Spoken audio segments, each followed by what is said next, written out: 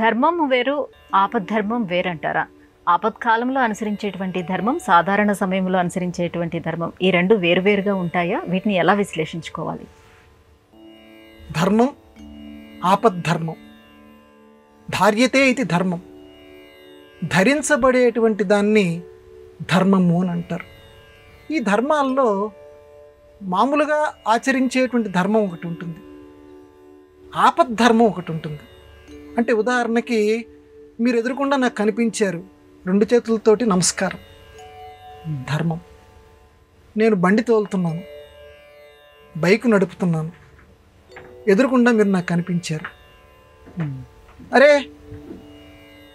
కనిపించారు, పెద్దవారు కనిపించారు కదా అని చెప్పి ఈ బైక్ పట్టుకున్నటువంటి 2 చేతుల్ని నేను వదిలేసేసి ఇలా అన్నాను అనుకోండి, అది నాకు ఇబ్బంది, నా చుట్టుపక్కల వాళ్ళకి ఇబ్బంది, ఎదురు ఉన్న అందరికి ఇబ్బంది.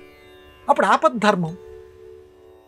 అది తలకాయలా అంచడం, నేను మిమ్మల్ని గౌరవిస్తున్నానని చెప్పటం, అంటే ఇది వదలకూడదు.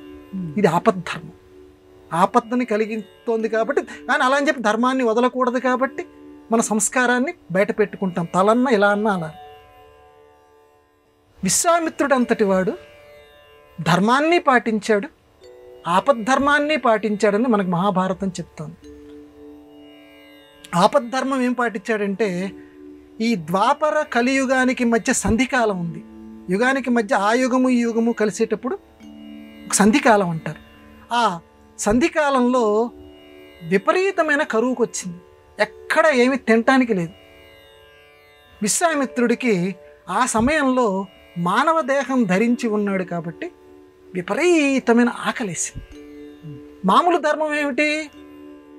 చక్కగా ఏదైనా భోజనం దొరికితే వండుకొని తినాలి, లేకపోతే పెద్దవాళ్ళు ఎవరైనా పెడితే తినాలి, మామూలుగా బియ్యము ఇలాంటి వాటితో తినాలి, కాయగూరలతో తినాలి. కానీ ఆయనకి తినటానికి ఏమీ దొరకట్ల, అంత కరువు కాటకాలు. ఇక్కడ ప్రశ్న ఏమిటంటే, ఆకలితోటి ఈయన చనిపోతాడు. విశ్వామిత్రుడు మానవ దేహం ఎత్తాడు కదా, తినకపోతే ఆకలితోటి చనిపోతాడు. తింటే ఈ శరీరం నిలబెడుతుంది.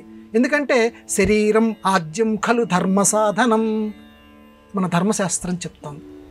ధర్మాన్ని నువ్వు సాధించుకోవాలంటే ఈ శరీరాన్ని కాపాడుకోవాల్సినటువంటి బాధ్యత నీ మీద ఉంది. అది పెద్ద అక్షరాలతో రాయదగినటువంటి పంక్తి. కాబట్టి శరీరాన్ని ముందు కాపాడుకుంటే కదా తర్వాత ధర్మం ఆచరించలేదు. నువ్వు పరోపకారం చేయాలన్నా, ఇతరులకు మేలు చేయాలన్నా ముందు శరీరాన్ని కాపాడుకోవాలి కదా. అందుకని ఆ ధర్మాన్ని పాటించాడు విశ్వామిత్ర మహర్షి. అందువల్ల అందరం అది చెయ్యాలని కాదు, ఆపద్ధర్మం అంటే అది ఒక్కొక్కసారి తప్పదు. ఆపద్ధర్మాల్లో దాన్ని సూక్ష్మ ధర్మం అని కూడా అంటూ ఉంటారు. అందువల్ల పెద్దవాళ్ళు చేసిన వాని వెనకాల అసలు కారణం ఏంటో తెలుసుకోవాలి. మనము చేయటానికి ప్రయత్నించకూడదు, ఎందుకంటే వాళ్ళంత తపోశక్తి మనకి లేదు కాబట్టి. మనం ఎంతవరకు ధర్మం పాటించగలమో అంతవరకే పాటించగల, లేకపోతే నమస్కారం పెట్టాలి. ఇది ధర్మానికి ఆపద్ధర్మానికి ఉన్నటువంటి తేడా.